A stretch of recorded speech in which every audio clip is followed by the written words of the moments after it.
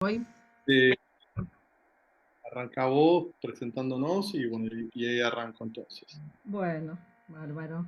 Bueno, comenzamos. Buenas tardes a todos. Bienvenidos a la actividad organizada por el Departamento de Niños y Adolescentes Arminda Verasturi de APA. Esta actividad la hemos llamado Adolescencias en Riesgo, una investigación sobre ciberbullying. Para esta presentación contamos con la presencia del doctor Fernando Gómez, la licenciada Marta Dávila y la licenciada Ángeles Aparaín. El doctor Fernando Gómez es médico pediatra y psiquiatra, especialista en niños y adolescentes de APA y de IPA, miembro de FEPAL e IPA. Actualmente es el director del Departamento de Niños y Adolescentes de APA y co-chair por Latinoamérica en COCAP.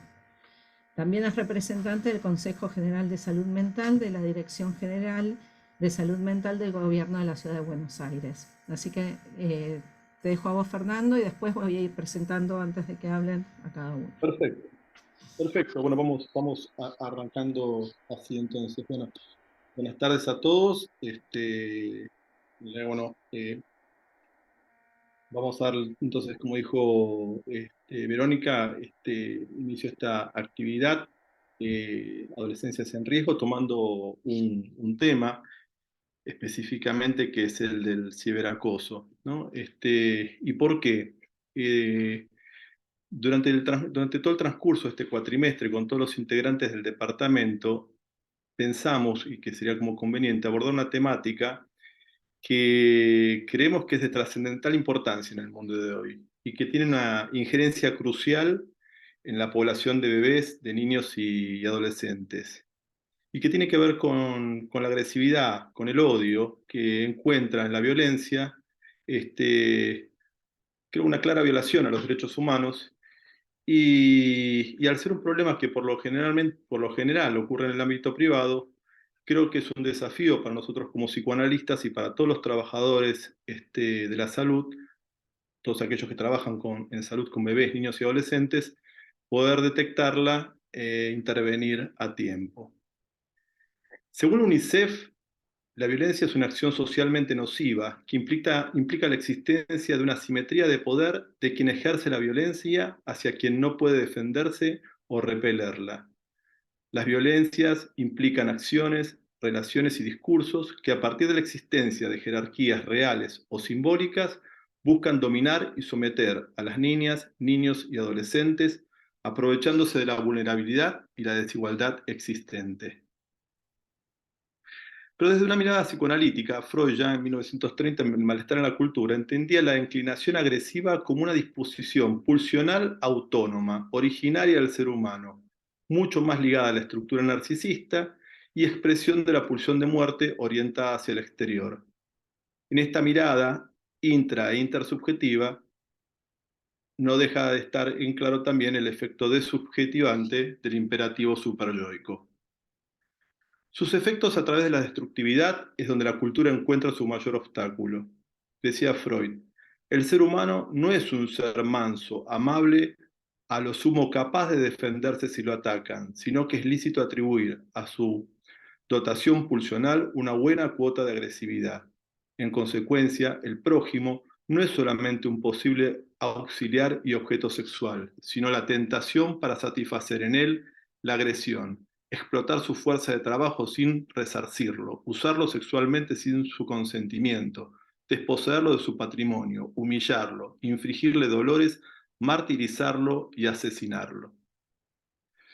En el nuevo fascículo de una serie que se llama Violencia contra Niños, Niñas y Adolescentes, que es un programa, un programa de análisis de datos para las víctimas contra la violencia que se realizó entre el 2020 y el 2021, fue un trabajo realizado por el Ministerio de Justicia junto a la UNICEF para tratar de abordar este problema en la Argentina hoy con respecto a la violencia. Y durante el periodo analizado, de octubre de 2020 a septiembre de 2021, se vio que las consultas por violencia aumentaron un 15% respectivo al mismo periodo del año anterior y se incrementaron considerablemente las realizadas directamente por niños, niñas y adolescentes. Por ejemplo, en el abuso sexual hacia niños, niñas y adolescentes se registraron 3.300 víctimas. En todos los grupos etarios, el mayor porcentaje de niñas, niños y adolescentes víctimas de violencia pertenecían al género femenino, representando casi 4 veces más que el masculino. Asimismo, el 74% de las víctimas fueron violentadas por alguien de su entorno cercano o ámbito de confianza, y el 44% de las violencias en entornos digitales fueron por el delito de grooming, que después, bueno, Marta nos va a explicar bien. Hoy en día, 2 de cada 4 casos de maltrato escolar se manifiestan a través de las plataformas digitales. Y en 2021 se registraron más de 6.000 denuncias por ciberacoso infantil en Argentina, lo que ubica al país en el segundo lugar de América Latina con más delitos de este tipo, según un estudio realizado por un Centro Internacional para la Promoción de los Derechos Humanos que funciona en el marco de la Organización de las Naciones Unidas para la Educación, la Ciencia y la Cultura, la UNESCO. Los datos del informe publicado a propósito del Día Internacional contra la Violencia y el Acoso Escolar, incluido el ciberacoso, que se conmemora a nivel mundial el primer jueves de noviembre de cada año, muestra que los hechos de violencia en línea se incrementaron casi un 50% durante la pandemia. De estos datos se desprende que la Argentina ocupa el segundo lugar de América Latina solo por detrás de México. Luego se ubican Honduras, Costa Rica y Chile. En tanto, Brasil ocupa el sexto lugar. Perú el séptimo y Uruguay el octavo lugar.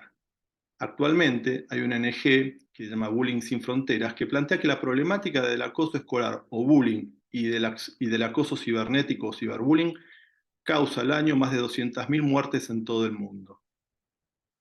Con esta breve y muy sintética síntesis, porque podríamos estar hablando, creo que muchos martes con respecto a toda esta temática, quería hacer esta pequeña síntesis como para poder dar cuenta, ¿no?, de la relevancia que esta temática resulta, ¿no es cierto?, de capital importancia para todos nosotros, para todos los que trabajamos en salud con bebés, niños y adolescentes.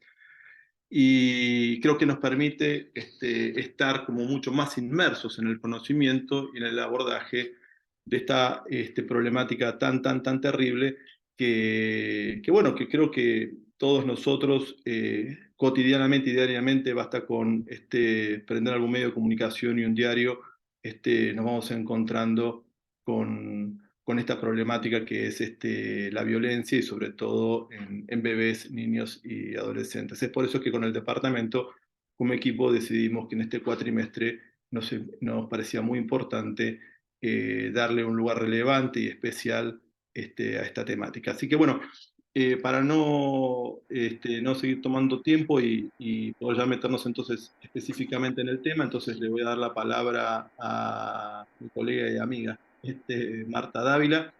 Así que bueno, Vero, adelante. Bueno, voy a presentar a Marta. Marta es integrante del Departamento de Niños, es miembro titular en función didáctica de la APA, full member de FEPAL e IPA. Bueno, por supuesto es especialista en niños y adolescentes. Es supervisora de grupos de FEPAL. Fue colaboradora en la redacción de términos del Diccionario de Psicoanálisis Argentino y es ex coordinadora y actual integrante del Comité de Lectura y Evaluación de Trabajos para Promoción a Miembro Titular. Además es autora y presentadora de numerosos trabajos en congresos nacionales e internacionales, bueno, con algunas temáticas específicas como lo transgeneracional, la mirada en la diada madre-bebé y la contratransferencia somática. Eso. Te dejo a vos, Marta, la palabra. Bueno, buenas tardes. Ahora yo voy a leer algo que he preparado como una especie de glosario donde describo someramente los diferentes tipos de ataques cibernéticos hacia niños, que pueden ser entre niños o de un adulto hacia un niño. Bueno, acosos virtuales y ciberbullying. Las tecnologías de la comunicación y redes sociales son herramientas de gran utilidad para el aprendizaje y recreación de niños y adolescentes, transmitiendo información mediante el envío de mensajes privados, fotos u otras publicaciones. Aportan muchas ventajas y posibilidades a los jóvenes, pero también abren caminos inseguros. Los nativos digitales comparten un lenguaje propio, donde manifiestan gran ansiedad por confirmar el grado de aceptación o popularidad debido a su exposición en las redes. Les importa tanto acumular contactos, sumar cantidad de me gusta, etcétera, en sus cuentas, que pueden exponerse peligrosamente a situaciones difíciles y quedar involucrados de manera compleja en el mundo cibernético, de forma activa o pasiva en hechos de acoso, maltrato, robo de identidad, difamación o persecución. Aparecen una serie de juegos, videos, páginas, etcétera, con nombres y nomenclaturas que usualmente se mencionan en inglés. Se van naturalizando y se incorporan en nuestro vocabulario, pero es preciso saber que hay diferencias sustanciales entre ellas. En primer lugar, me ocuparé de definir qué es el ciberbullying, es decir, la manifestación del bullying a través de las redes, y luego mencionaré otros tipos de acosos virtuales. Ciberbullying es un problema que afecta a niños y jóvenes del mundo entero. Pese a su mayor presencia en periódicos, noticias en Internet e incluso en reuniones de padres y profesores, sigue habiendo mucho desconocimiento. Es un término que se utiliza para describir cuando un niño o adolescente es molestado, amenazado, acosado, humillado, avergonzado o abusado por otro niño o adolescente mediante el aprovechamiento de medios digitales, desde un teléfono móvil, internet o videojuegos, por mencionar algunos ejemplos. Es realizado entre usuarios de una edad similar y contexto social equivalente, generalmente partiendo del ámbito escolar. No es algo que ocurra una sola vez, sino que se caracteriza por su repetición en el tiempo y se presenta de distintas formas, desde insultos, discriminación o burla, sobre características físicas, formas de vestir, gustos, etc. También pueden hacer públicas informaciones o fotografías que avergüenzan a la víctima y amenazas de daño físico. Sucede entre chicos, sin intervención de adultos ni acoso sexual explícito. El objetivo es la persecución psicológica, compañeros, siempre con el trasfondo de burla o amedrentamiento. El daño que se realiza es considerablemente mayor que en el bullying, dado que muchas más personas tienen acceso a lo publicado. Cualquiera que entre a ese espacio virtual puede participar e incrementarlo, sin que medien contraseñas complicadas ni otro tipo de filtros. Puesto que el acoso se realiza a través de las redes, carece de la modalidad de violencia física, pero se conjugan la violencia verbal, insultos y amenazas escritas, la psicológica, acoso y persecución, y la simbólica, segregación y discriminación. La característica del ciberbullying es que otorga un anonimato relativo al acosador, pero siendo que lo que se dice está referido a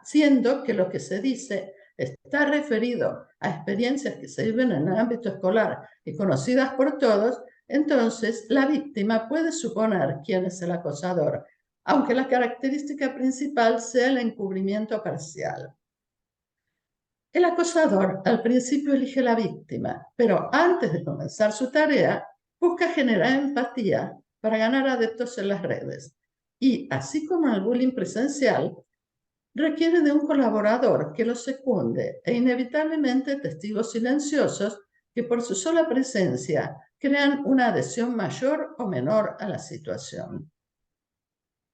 El ciberacosador, además de ejercer su sadismo, seguramente proveniente de aspectos íntimos de su personalidad o de situaciones familiares complejas, busca desplegar su propio liderazgo por una necesidad imperiosa de mantener el poder sin importarle necesariamente la víctima.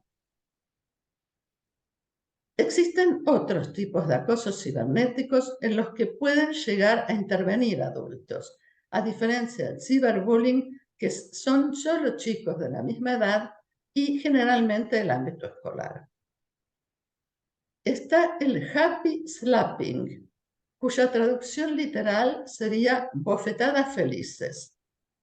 Se refiere a la acción de filmar con los teléfonos móviles los episodios de bullying que se producen en las escuelas para luego subirlos a las redes y generar la tan temible viralización del contenido.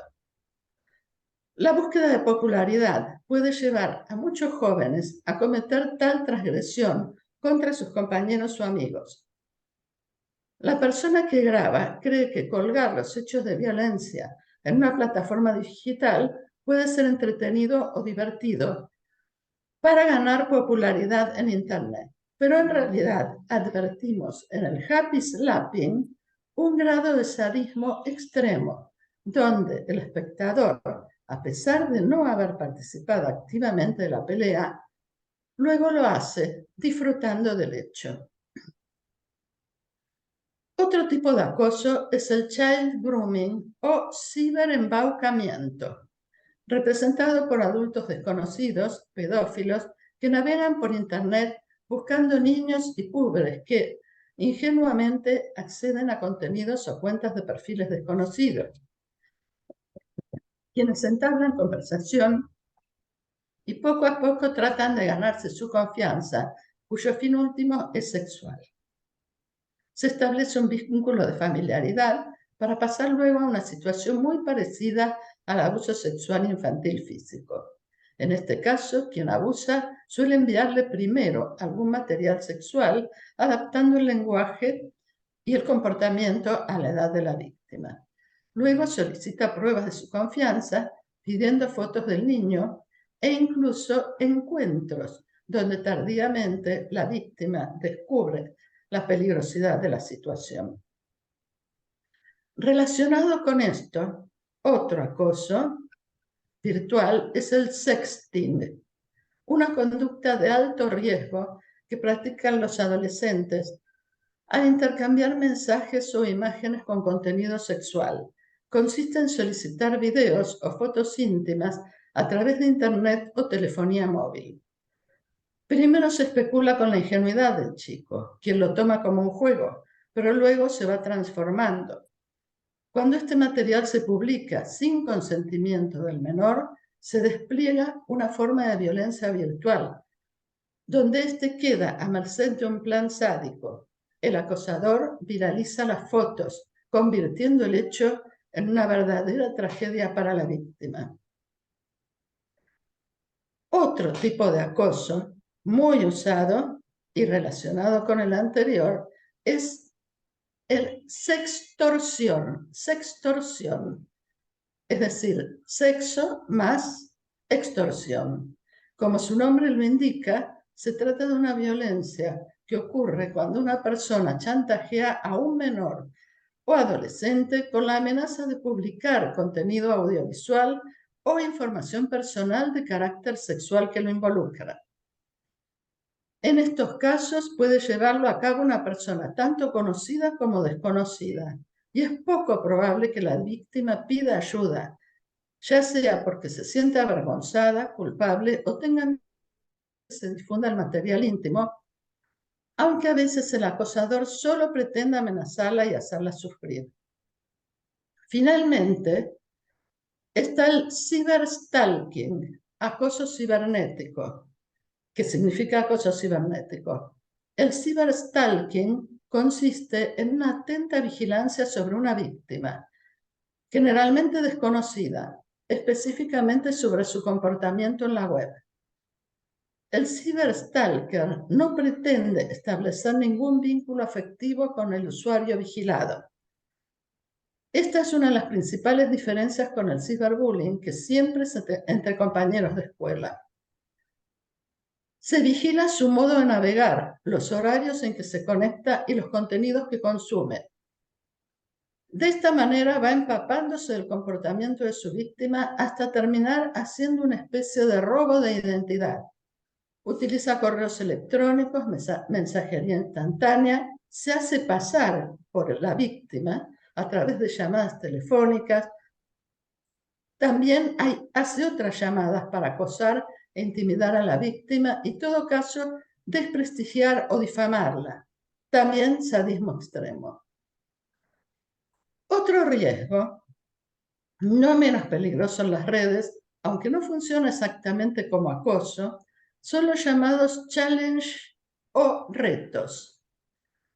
Trabajan generando convicción sobre la realización de determinados actos al punto de llevar a los usuarios a cometer algún delito o poner en riesgo su vida. Bajo la apariencia de simples juegos entre amigos, se convierten en situaciones de enorme riesgo que producen lesiones graves o incluso la muerte. Uno de los más populares y dañinos fue la ballena azul, un reto que consistía en ir superando pruebas cada vez más peligrosas hasta llegar al último desafío, que era suicidarse. Actualmente se están viralizando dos nuevos juegos. Uno consiste en desaparecer 48 horas de la casa, sin avisar ni comunicarse, con el objetivo de crear alarma. Si el entorno del joven pone mensajes de búsqueda, se consigue un número de puntos. Si inician una búsqueda física, un número mayor. Y si aparece en redes sociales una alerta de desaparecido, aún más puntos. El objetivo es generar la mayor preocupación y alarma posible para sumar puntos y así superar el reto. El otro juego actualmente de moda es el Benadryl Challenge, que consiste en tomar la mayor cantidad posible de pastillas de Benadryl, un antihistamínico que se usa para tratar alergias, insomnio o resfríos, etc.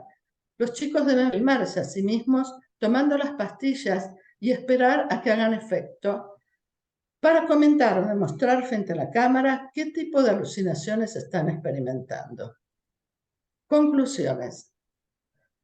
A través de esta somera descripción sobre el ciberbullying y otros tipos de ciberacoso y retos virtuales, donde advertimos peligrosas situaciones, he querido expresar la importancia de esta temática para el psicoanalista de niños y adolescentes, tanto en la terapia con el pequeño paciente como para alertar e informar a padres y docentes sobre los peligros a los que los niños pueden estar expuestos. Los riesgos de las redes sociales van a estar siempre ahí. Evitarlos y prevenirlos corresponde a un laborioso trabajo que debe realizarse tanto con los chicos como con los familiares y directivos escolares, informando y haciéndoles conocer las situaciones oscuras y peligrosas, mostrándoles también y principalmente que también existe un mundo fuera de Internet. Bueno, esto es lo que yo tenía preparado para presentarles a ustedes. Bueno, Bien. gracias, Marta. ¿Pasamos a vos, Fernando? Sí, dale. Entonces, la idea, bueno, es dar lugar también a, bueno, a un proyecto de investigación que podemos llevar adelante con Ángeles en relación a ciberbullying. ¿Querés contar un poquitito vos, Ángeles? Fernando, capaz que preferiría mostrar 2 o 3 láminas donde está, para que llegue al estado actual del arte, que es tu parte. Dale, perfecto. Comparto pantalla y las imágenes me parece que van a Dale. permitir más que... Perfecto, dale. A ver si acá... A ver, acá se ve el... ¿Se ve, no se ve? ¿En qué andamos? Movela más. Ahí, Ahí. ahora sí. Ahí sí. ¿Va bien esto? Perdón, Sí. Ángeles, ¿me dejas presentarte primero? Bueno, a mí me gusta trabajar. Ya sé, pero yo te quiero presentar. Dale. Bien, vamos arriba. Bueno, Ángeles Aparaín de Levi actualmente ella es doctora en psicología, es la secretaria del Departamento de Niños y Adolescentes, es miembro titular en función didáctica de APA, full member de FEPAL e IPA y es investigadora del Instituto de Altos Estudios en Psicología de Ciencias Sociales de la UCES, que fue fundado por David Maldaski. Bueno, lo hice cortito, así que... Sí, gracias. Dale. Cuento un poquito. Esta investigación fue desarrollada en el año 2017 nuestro asesor metodológico era el doctor Maldavsky, entonces nos iba enseñando a, bueno, cómo los psicoanalistas podemos investigar. Y nosotros quisimos hoy compartir este power de la investigación, donde voy a apuntar a dos objetivos. Uno es compartir un poquito la investigación y tratar de mostrar también los resultados. Porque en la línea de cómo venimos trabajando en el Departamento de Niños y Adolescentes, ustedes recordarán el año pasado, cuando hicimos el congreso, primer congreso virtual internacional de bebés, niños y adolescentes, centrado en la investigación, ¿no? Entonces, bueno, también es algo que el Departamento de Niños avala y estimula y favorece. Entonces, de ahí vino nuestro interés. Este Power que yo voy a mostrar en este momento tiene que ver con la presentación que hicimos en el año 2019, el 11 de mayo, en las 20 jornadas de la conferencia Joseph Sandler con el doctor Maldavsky, Fernando y yo, pero que era representativo del trabajo grupal de todo el equipo de investigación, ¿no? Bueno, ahí muy breve, todas las personas que éramos, tanto de Argentina, APA, como del exterior, porque esta investigación está con muestras de 4 países, de Argentina, Uruguay, Brasil y México. Tenía un cuestionario, un sector de cuestionario que se aplicaba en cada país, y también entrevistas. El nombre de esta investigación fue Investigación Psicoanalítica Sistemática del Ciberacoso. En 2 segundos les digo por qué sistemática. Sistemática porque es una investigación rigurosa, es una investigación que, aparte de la lectura psicoanalítica clásica del método, aplica un método que tiene confiabilidad y validez interjueces, que ya obtuvo su confiabilidad durante muchas presentaciones, más de 20 años, que incluso ganó en 2 o 3 oportunidades el premio de IPA, el método de ADL, algoritmo David Lieberman, creado por el doctor Maldavsky, y que ganó también un premio en la Royal Society como método en Londres. Entonces, bueno, aplicamos el método, y acá cuento un poquito cómo armamos la investigación, que es como analistas, nosotros consideramos que era importante, que nos preguntaba cómo se generaba este vínculo entre el acosador y el acosado. Y una vez instalado este vínculo, ¿cómo fue posible que se mantuviese ese modus operandi durante tanto tiempo? Estas fueron solo como las 2 preguntas centrales, hubieron muchas otras, pero esta hizo que dijéramos, sí, esto lo tenemos que investigar. Siempre en una investigación hay una pregunta problema central, que es la que dispara todo el proceso de investigación. ¿Por qué justificábamos esta investigación? Que es algo muy importante en un proyecto de investigación. Bueno, primero que nada, porque en cuanto a estos temas de envergadura social, los psicoanalistas tenemos una vacancia teórica clínica. En general, en estas temáticas más sociales, a veces no presentamos tanto interés en trabajar estos temas. Además, nuestra omisión también tiene que ver con que después estos comportamientos se repliquen porque no hemos intervenido activamente, lo que se llama investigación-acción, intervenir y generar acciones para que estas cosas no sigan sucediendo. Y desde nuestro lugar de psicoanalista, lo que podemos hacer es lo que hacemos siempre, desentrañar los motivos inconscientes que tienen que ver con esta temática.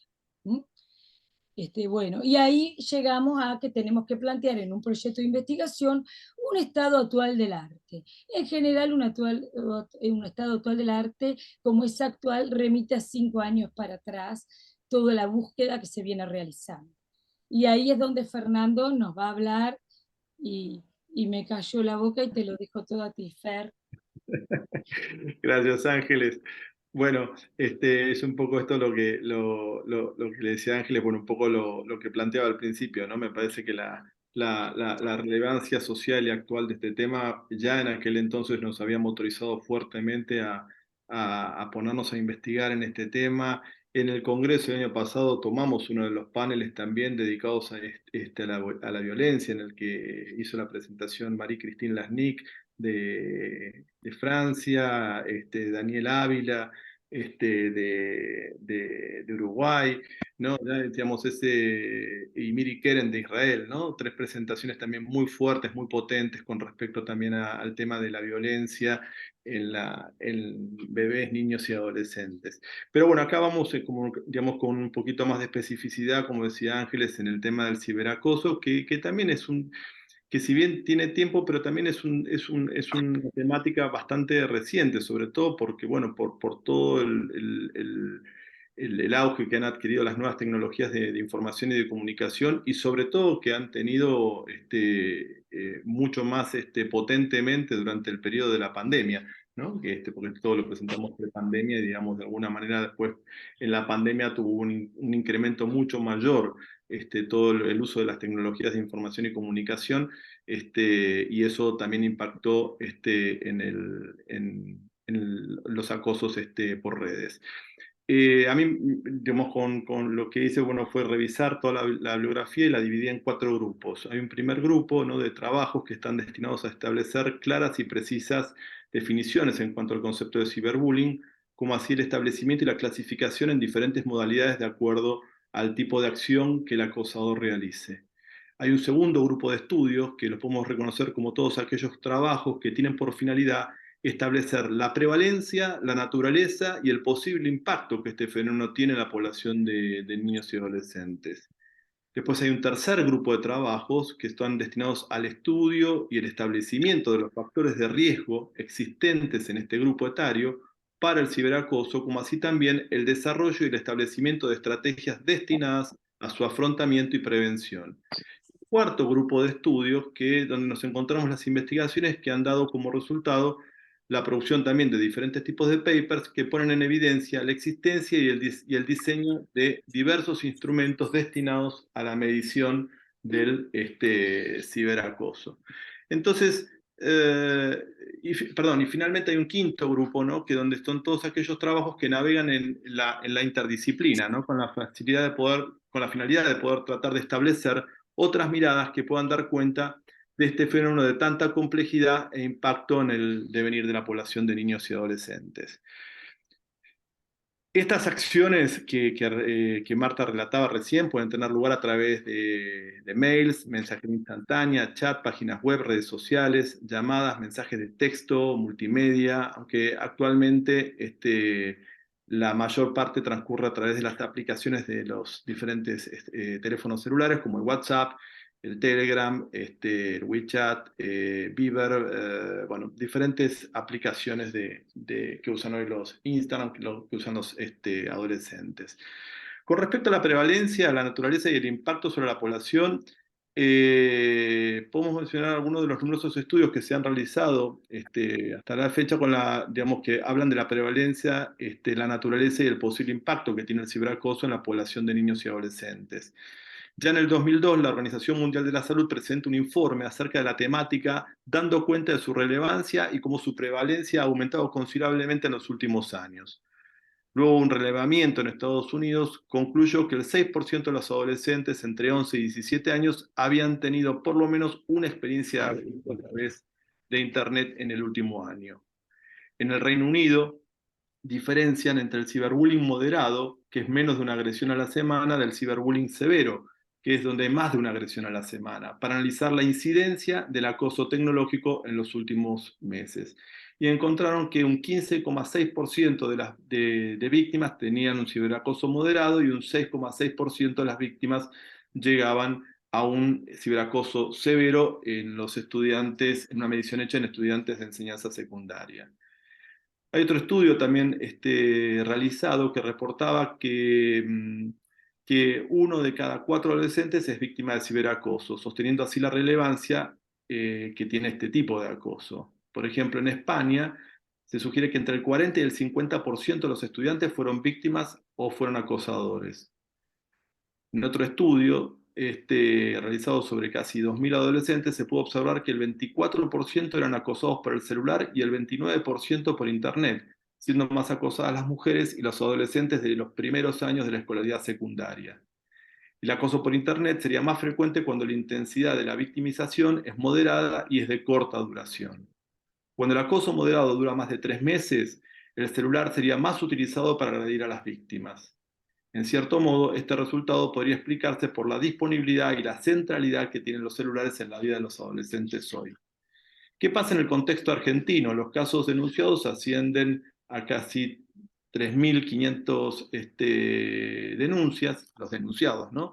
Siendo minoritario el porcentaje de denuncias por el temor a la represalia. Por eso el número es un número entre comillas. Hay estudios que revelan que el 23% de los adolescentes en la muestra del estudio realizado han sido víctimas de ciberbullying mediante el teléfono celular y 44% también mediante Internet. Y otras investigaciones destacan el impacto negativo del ciberacoso sobre la salud en preadolescentes y adolescentes. Respecto a las diferencias de género, la mayoría de la literatura científica sobre la prevalencia de acoso tecnológico coincide en señalar que las chicas son más acosadas que los chicos. Acá se abre, bueno, también todo otro capítulo también, ¿no? Que me parece que tiene que ver también con el ciberacoso y las cuestiones de género, ¿no? De las cuales también ha habido noticias de impacto público, que también fue algo de lo que también nos motorizó también a tener que tomar en cuenta esta temática. Así, bueno, hay algunos autores que encuentran notables diferencias de género en la victimización por Internet, tanto en el rol de víctima, 15% de chicas, 7% de chicos, como de agresores víctimas, 10% de chicas, 4% de chicas. Es importante destacar que el ciberacoso se trata de un tipo de violencia más dañino que el físico o verbal, ya que la agresión que se ejerce sobre la víctima es difundida en forma inmediata y llega a un gran número de personas, haciendo que el proceso de estigmatización se viralice instantáneamente. Además, el ciberagresor puede trabajar desde el lugar del anonimato y lejos de la presencia de la víctima. Esta situación puede favorecer que el agresor se desinhiba y no tome conciencia de las consecuencias de su acción dañina sobre la víctima. Esta problemática acarrea consecuencias directas. Los agresores tienen mayor probabilidad de desconexión moral y falta de empatía y suelen exhibir problemas con el acatamiento de las normas, así como presentar comportamiento agresivo. Asimismo, tienen mayor riesgo de consumir drogas y presentar conductas delictivas, aislamiento social y dependencia de las tecnologías. Los agredidos presentan un mayor abandono en los estudios y el incremento de los costos en salud. Diversas investigaciones han demostrado que el ciberacoso desencadena desde problemas de aprendizaje, disminución de la concentración, problemas en el rendimiento académico, ausentismo, sentimientos de tristeza, odio, falta de esperanza, ideación suicida y en los casos extremos el intento y la concreción del suicidio. Esto último cobra más fuerza en el ciberacoso debido a que es mayor la audiencia que accede al material de acoso a través de Internet y el mismo puede ser guardado online, con lo cual la posibilidad de experiencias de denigración es mucho mayor. Diferentes estudios estiman que resulta necesario medicar a veces con psicofármacos a un 30% de los jóvenes afectados por ciberacoso. Muchas veces los niños y los adolescentes se inclinan a reproducir esos vínculos violentos, lo que conlleva la pérdida de compañerismo, la pérdida de la solidaridad y del buen relacionamiento entre niños y niñas y adultos, con los elevados costos sociales y económicos que ello implica. Sumado a ello, es un problema que atañe a la salud pública, en la medida que ataca la calidad de vida de los jóvenes y también representa una causa de muerte y suicidio, situación extrema que no siempre se da a conocer públicamente. Es por esta razón que este fenómeno ha devenido objeto de interés científico y social, a raíz del sufrimiento psíquico que generan estas conductas negativas, ya sea en el plano personal, en el familiar y en los centros educativos a los cuales asisten los estudiantes. Debemos tener bien en claro que las agresiones no son casuales. El hostigador trata de infundir miedo e intimidación en la otra persona y en el grupo al cual pertenece. En la medida que logra su meta, se siente exitoso y cada vez más poderoso. ¿Cuáles son los factores de riesgo? La mayoría de los estudios hablan de que nos encontramos, como mencionamos anteriormente, con todos aquellos trabajos que se encargan del estudio y el establecimiento de los factores de riesgo. Podemos decir que el mayor factor de riesgo asociado al ciberbullying es el bullying escolar. Otro factor de riesgo y precursor de ciberbullying que se ha detectado es la baja empatía, la baja aceptación de normas sociales. El estar inmiscuido en este tipo de situaciones conlleva el empleo tanto de estrategias confrontativas, consideradas por algunos autores como improductivas, uso de alcohol, drogas, lo cual no ayuda a resolver la situación problemática al ser consideradas estrategias evitativas, a diferencia de las productivas, que hacen referencia al enfrentamiento de la situación para dar una solución. Algunas de estas últimas son a través del establecimiento de habilidades cognitivas que al mismo tiempo se constituyen predicadores de estrategias preventivas para la víctima. Otras son poniendo el acento en la prevención desde la utilización de la empatía y un clima escolar logrado, de donde el docente a cargo del curso tiene el rol de modulador. En cuanto al cuarto grupo, nos encontramos con el grupo de investigadores que han desarrollado diversos papers que ponen en evidencia la existencia y el diseño de diversos instrumentos destinados a la medición del ciberbullying. La mayoría de los estudios, si bien utilizan las encuestas o desarrollan metaanálisis, la mayoría se encuentran con los problemas de la mayoría de los estudiantes, generalmente que no revelan los incidentes que experimentan o que observaron, por miedo. Otros problemas es que muchos de los estudios destinados al establecimiento de estrategias de prevención fallan, ya que se establecen sobre estrategias basadas en la percepción de adultos. No obstante, es de señalar que estudios desde el marco psicoanalítico prácticamente no hay. Esto nos pone de frente a la necesidad de tener que dar cuenta y respuesta a este complejo y acuciante fenómeno desde una perspectiva que pueda ampliar su comprensión desde la metapsicología, la clínica y la técnica psicoanalítica. Finalmente, para terminar, con respecto al quinto grupo de los estudios que hacen referencia a los estudios interdisciplinarios, nos encontramos con aquellos trabajos que navegan en el campo de la interdisciplina, que permiten la mirada desde otros enfoques, las neurociencias, las ciencias psicosociales, las ciencias comportamentales, y desde las neurociencias se plantea que los estados de estrés a los cuales se encontraron expuestos los pacientes que sufren ciberacoso determinan la puesta en marcha de ciertos mecanismos biológicos que tienen por finalidad permitir que el adolescente pueda lidiar frente al estresor. Ahora bien, en cuanto estos estresores se perpetúan en el tiempo, llevando así al establecimiento de un estado de estrés crónico, estas mismas respuestas que inicialmente tenían la finalidad de ser adaptativas, terminan generando consecuencias deleterias para el organismo. Es así que la activación crónica de estos estresores generará diferente tipo de cambios a nivel biológico en los ejes hipotálamo pituitario adrenal, con estados de hipercortisolemia, y bueno, todo sería una explicación como mucho más compleja de que no podemos dejarlo después por ahí si surgen preguntas de por qué eso va a tener un impacto sobre todo lo que tiene que ver con el proceso de neurodesarrollo.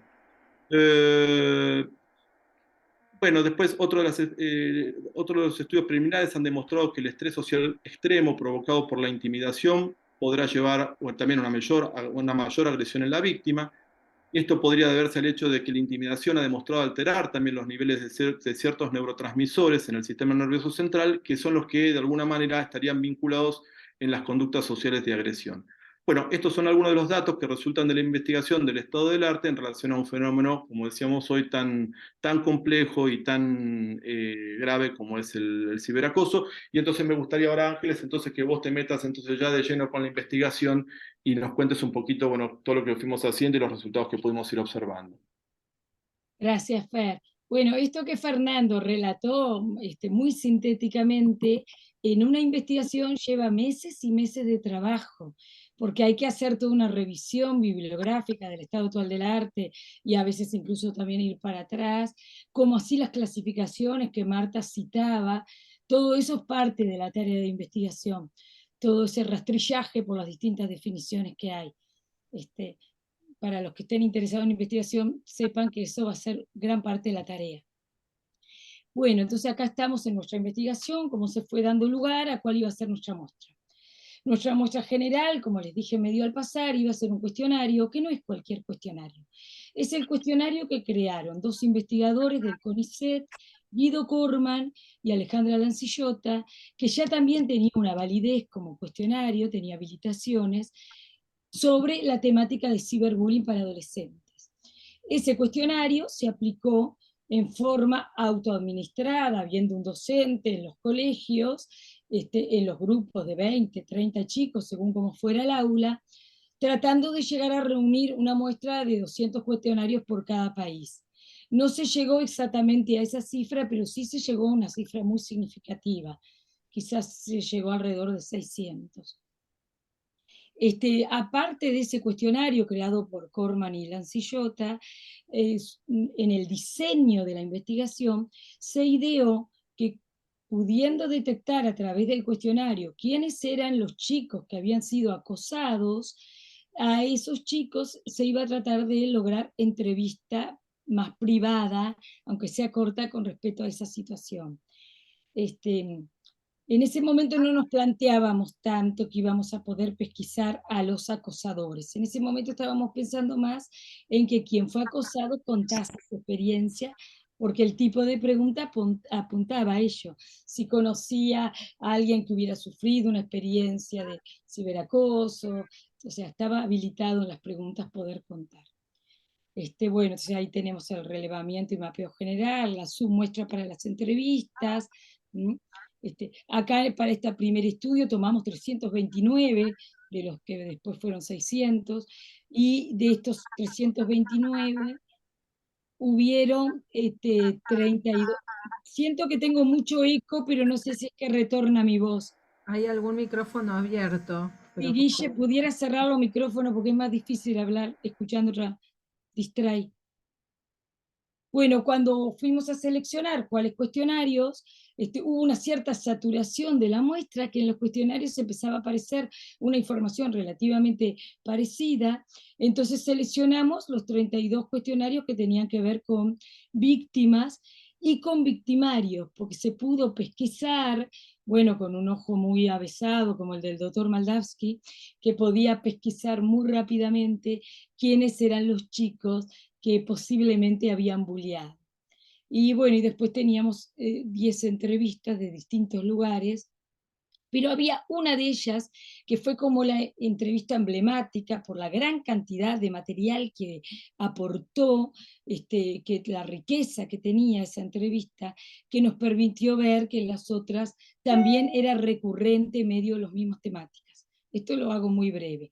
El método que utilizamos, tanto para las entrevistas como para los cuestionarios, para la parte rigurosa, fue el algoritmo David Lieberman, creado por el doctor Moldavsky, que por si no lo saben, tiene su apoyatura en un marco teórico freudiano, donde toma todo el modelo del desarrollo psicosexual de Freud, agregándole David una fijación que a él le parecía importante que para el método, ¿no? Que fue tomar la libido intrasomática como un aporte que Freud hizo en Inhibición, Síntoma y Angustia en 1926, donde lo primero que se inviste son los órganos del corazón, los pulmones, para poder nacer. Entonces de allí surge que la primera fijación es la libido intrasomática. Todo lo demás es el desarrollo freudiano clásico. Y esto Freud lo dice en 1926, lo de la libido intrasomática. Bueno, muy bien. Cuando pusimos a estudiar seriamente nuestras muestras, pudimos detectar como un modelo para trabajar, que era el momento previo que había vivido el acosado, vamos a hacerlo más sencillo, el momento mismo del acoso y el momento, en los casos en que se pudo, del descubrimiento de la identidad de la acosadora. Y otro tema era la actitud de los adultos ante la noticia del ciberacosado, porque en general en el cuestionario surgía que los chicos recurrían a sus padres, recurrían a profesores, recurrían al adulto en líneas generales, recurrían al cura, recurrían a alguna figura adulta que le diera la contención que necesitaban. Estos son como los 4 momentos que quedaron muy bien graficados y que se podía ver tanto en cuestionarios. Había un entrecruzamiento de información entre lo que pasaba en los cuestionarios y lo de las entrevistas, donde se iba reforzando que más o menos estas eran las líneas de trabajo. Bueno, acá trato de pasar ya un poco más al resultado, porque si no, no nos va a dar el tiempo. Habría mucho para decir ahí en ese intermedio de lo que fue nuestro trabajo, ¿no? Las líneas de trabajo detectadas en el acosador fueron el mecanismo defensivo de la identificación con el agresor, porque saltaba más en los cuestionarios, porque claro, víctima con un entrevista con un ciberacosador, fue muy difícil llegar, quizás con más tiempo hubiéramos llegado, pero en el medio después vino la pandemia en el año 2020. Esta presentación fue en el 2019. Entonces, en los cuestionarios se veía fácilmente la identificación con el agresor. Aquellos que le poníamos un tilde de que ese cuestionario posiblemente fuera un ciberacosador actualmente, hacía referencia en alguna de las preguntas al hecho de haber vivido algo parecido en la infancia. Entonces, nos encontrábamos con que los ciberacosadores que podíamos podido identificar generalmente relataban experiencias en la temprana infancia donde habían sido acosados. Entonces, ahí teníamos la identificación con el agresor. Pudimos detectar también el predominio del yo placer purificado, todo lo bueno consigo en su figura, en el acosador, y todo lo malo afuera, proyectado en el acosado, y ese era un mecanismo interesante que obviamente hay que seguirlo trabajando, pero son las líneas de trabajo. Y otro punto muy importante fue la pulsión de apoderamiento de dominio, citada por Freud, donde se veía claramente a través de los discursos de las víctimas todo el trabajo del ciberacosador para retener a la víctima, para poseerla, para ocupar el lugar de ella. Todo esto era más contado por las acosadas o acosados, pero que nos contaban cómo eran las características del ciberacosador.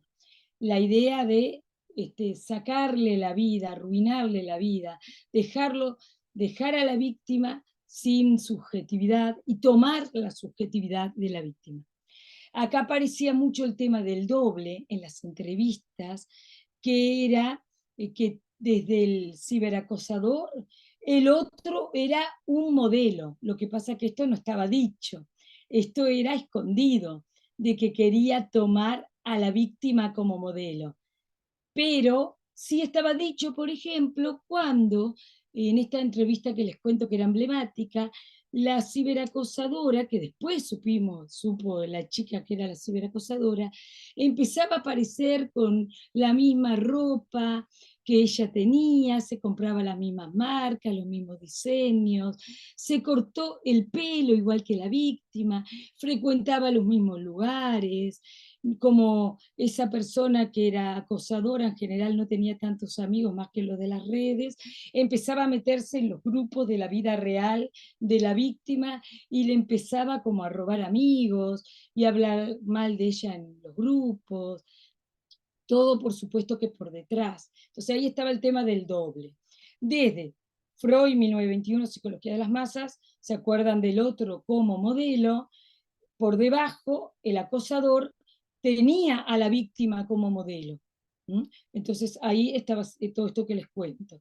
Y desde la acosada, el otro como un otro siniestro, porque como el ciberacosador está escondido en las redes y manda sus mensajes por las redes y no se conoce la identidad, entonces actúa con mucha libertad, puede cada vez aumentar más su apuesta a humillarla, bardearla, como dicen los jóvenes, quitarle protagonismo, meterse en los grupos y destruir los vínculos sociales de la joven con sus pares y con sus padres incluso. Y lo podía hacer muy fácilmente porque estaba en forma anónima. El anonimato le daba la posibilidad de actuar con mucha libertad. Esto es algo que es distinto al bullying en general, ¿no? Bueno, muy breve, como ya les dije, en el acosador se produce una regresión desde el yo realidad definitivo, más adulto, al yo placer purificado, esta parte ya la expliqué, y también que este yo placer purificado en sus aspectos más persecutorios nos habla de la activación de la pulsión de muerte. Y también parte de lo que se proyecta en la víctima es al otro como un perseguidor, como un diferente, como alguien extraño, que se genera esa sensación, esto es agua, aunque no lo parezca, por la botella, aunque parezca que como que generar a nivel de las redes sociales, entre líneas, generar que la víctima es merecedora de ese odio, que se merece que sea evitada y rechazada, por todos los mensajes de injuria, como bien decían Marta, Fernando, por toda la difamación que se hace de la víctima, al final se crea un imaginario social de que merece todo lo que está viviendo. ¿Mm?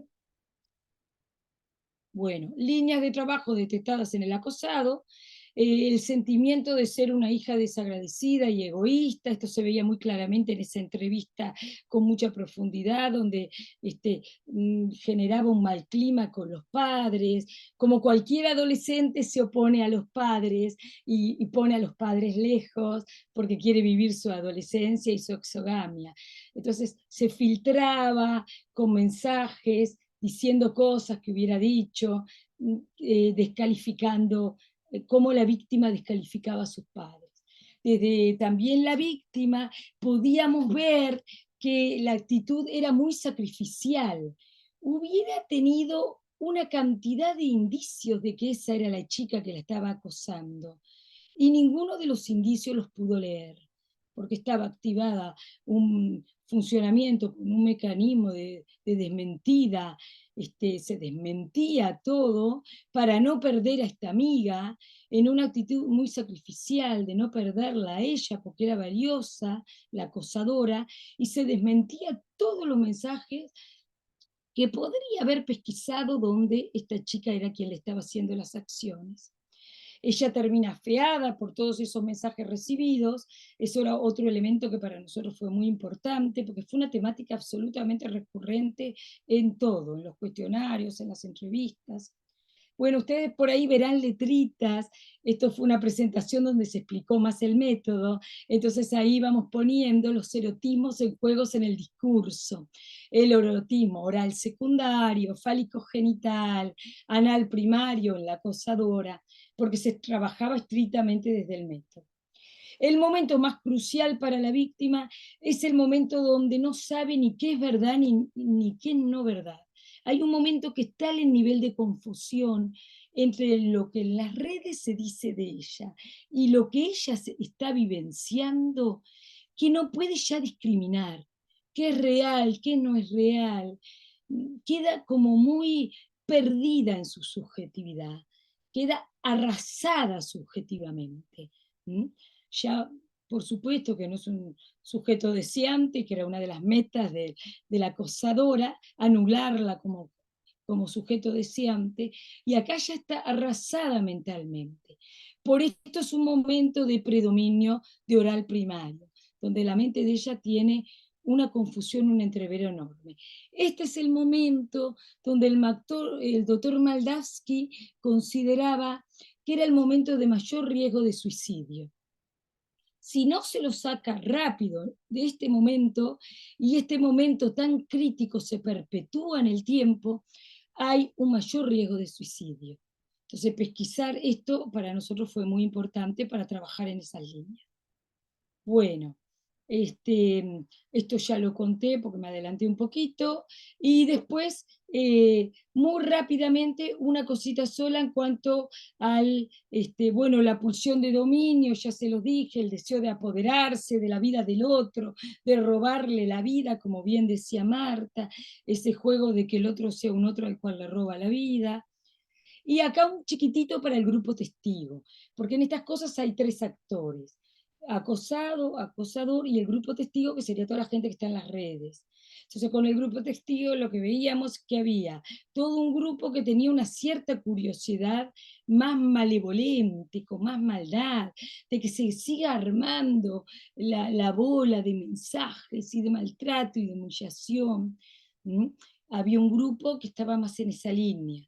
Y había otro grupo, tanto en las redes como en la vida real del secundario, como la amiga que la ayudó a descubrir a la ciberacosadora, que se solidarizaba con la acosada, que se ponía en el lugar del otro, como decía Fernando en cuanto a la cuestión de la empatía, y que podía ayudarla a rescatarse y a tomar acciones. Y así fue como descubrieron que la ciberacosadora era una amiga muy íntima, tan íntima que frecuentaba la casa y que hasta había vivido en la casa con ella en un momento muy difícil de su vida.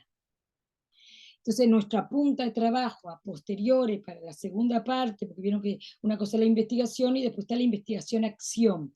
Nuestra segunda parte de la investigación era la parte de la acción, a realizar talleres para trabajar todas estas cosas con los adolescentes en grupos de secundaria, para poder trabajar la cuestión de la empatía y de ponerse en el lugar del otro, y de que el grupo testigo no quede en el posicionamiento de no decir nada.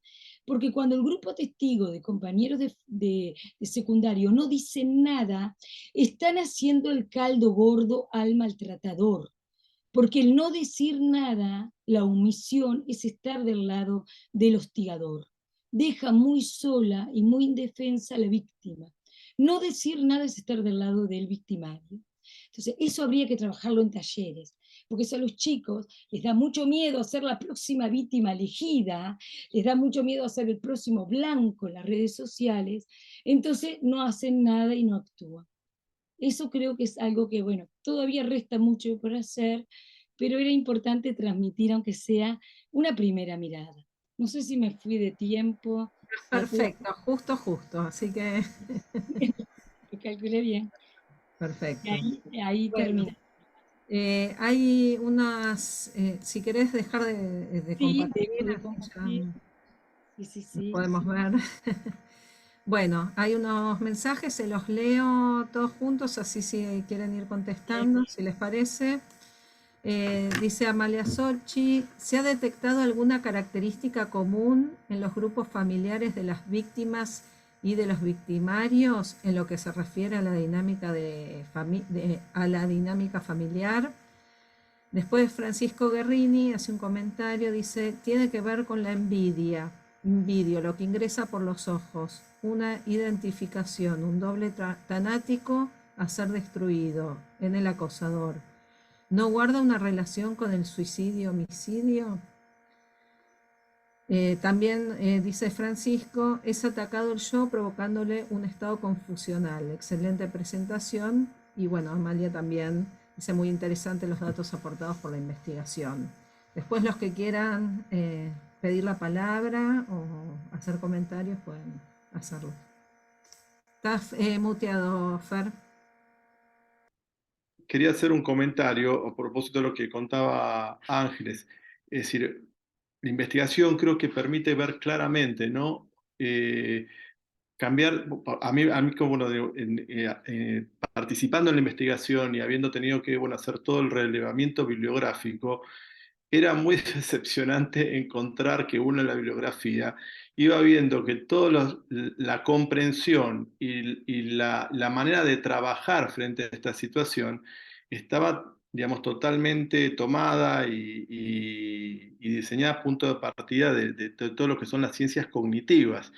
Entonces, lo que pasaba con Ángeles, todos los talleres que uno ve trabajando son todos talleres como conductuales con modelos cognitivos comportamentales. Entonces, lo maravilloso de esta investigación es que abre un campo de la percepción con una comprensión psicodinámica de un fenómeno tan complejo, y me parece que, bueno, pone como muy en juego, no solamente, por eso digo, la intersubjetividad, sino lo que después Pancho trae en la pregunta, que después también está todo lo que es lo intrasubjetivo y lo transubjetivo en todo esto, que lo hace mucho más complejo. Entonces, abordar talleres de trabajo con niños y adolescentes, partiendo de esta plataforma de conocimiento y de comprensión metapsicológica, da una mirada mucho más amplia y una potencialidad de trabajo preventivo, yo que vengo de la pediatría, enorme, enorme. Entonces, y nos hace salir de la cosa medio de modelo de respuesta casi como cognitivo-conductual, que sabemos que, bueno, es medio como un revolving door, resuelve un poco el problema, pero después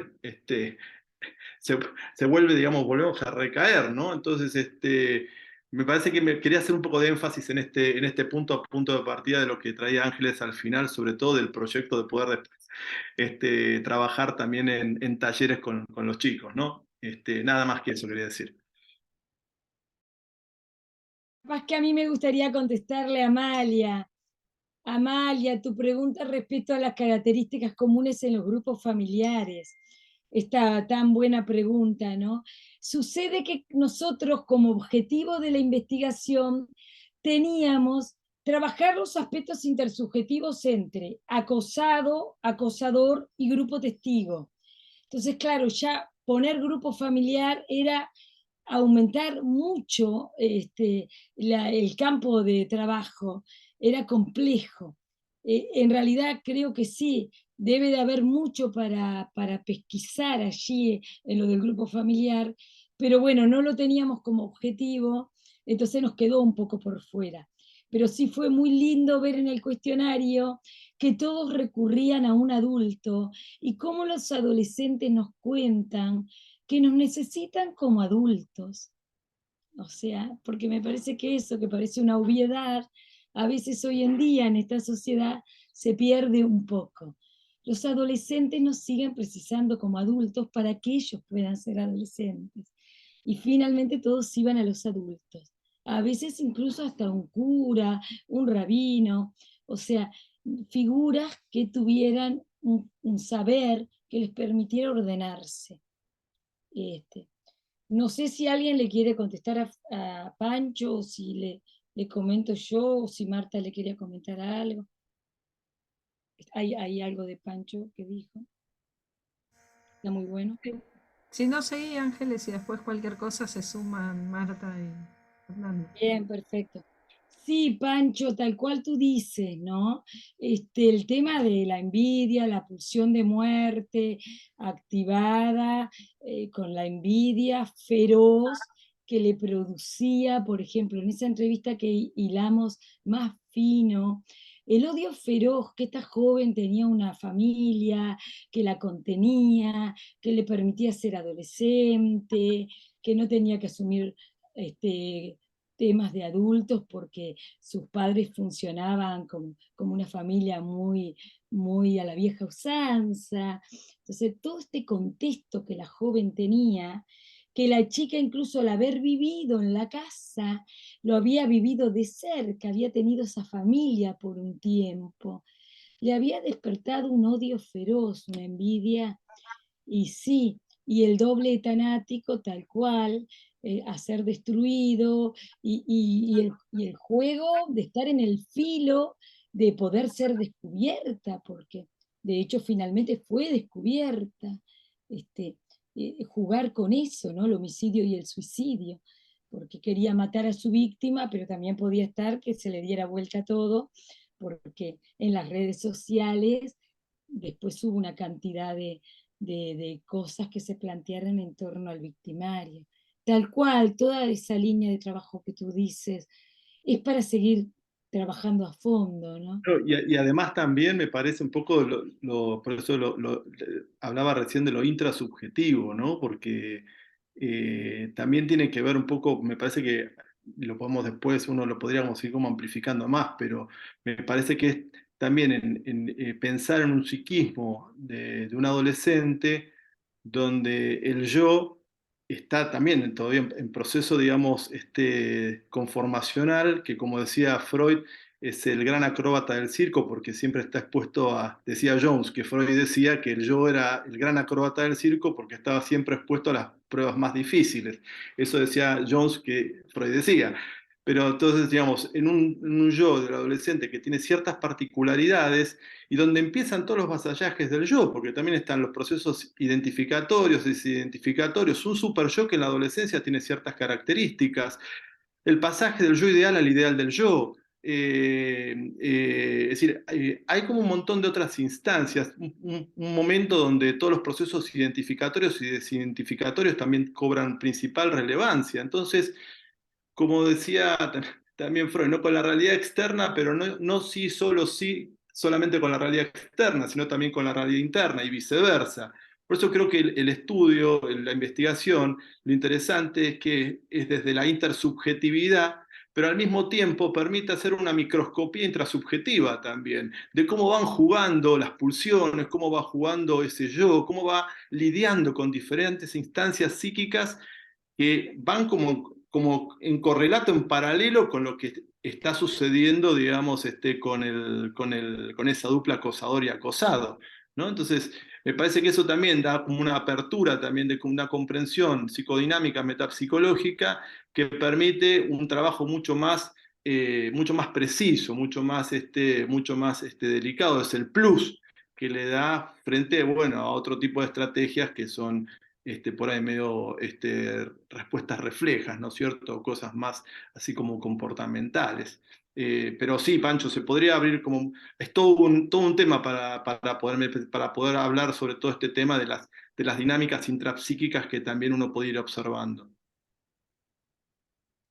Sí, tal cual, tú lo dices, en un momento, por eso es que elegimos esa población, por la vulnerabilidad que tienen, porque era entre, no recuerdo exacto si era entre los 14 y 18, si era entre los 13 y 18, no recuerdo bien, porque eso fue un tema bastante discutido. Cuanto más temprano, menos conformado, más grave es todo lo que se va dando. Y dentro de todos los chiquilines de 18 parecían haber vivido situaciones muy complejas, pero bueno, aquellos que tenían recursos psíquicos, como bien decía Fernando ahí, en todo el entramado de lo que es construir un psiquismo, ya lo podían con recursos psíquicos que le permitían manejar la situación de otra manera. Hicimos un solo taller en México, con la población de México de 16 años, uno solo, porque después ya les digo, el 2020 vino la pandemia, y fue de una riqueza impresionante con la licenciada Rosana Sanín. Lo hicimos, que era miembro también de nuestro equipo, ¿no? Fue de una riqueza muy grande. Los chiquilines tenían una capacidad para poder ponerse a pensar en serio la temática, y muchos decían montones de cosas que hicieron, ya no las harían hoy en día, después de ese taller de 2 horas, dijeron que habría muchas cosas que hicieron con otros chicos que ya no las harían en un solo taller. O sea que lo que se puede lograr es mucho, pero tenemos que ir a trabajar desde nuestro marco teórico, como decía Fernando, ¿no? Desde todo lo que sabemos nosotros que pasa atrás, toda la pulsión de muerte, la envidia, desde nuestros parámetros. Hablar en serio, hablar de verdad, hablar profundo, no quedarse ahí. Y también retomar un poco lo que en algún momento hemos hablado, Ángeles, ¿no? Que bueno, que creo que esto, bueno, es volver a, bueno, ahora, bueno, que pasó la pandemia y pospandemia, volver como a juntarnos nuevamente, porque creo que sería como muy interesante también ahora, creo que ando dando vueltas ahí entre la cabeza de Ángeles y mía, lo que pasa es que el tiempo es tirano a veces.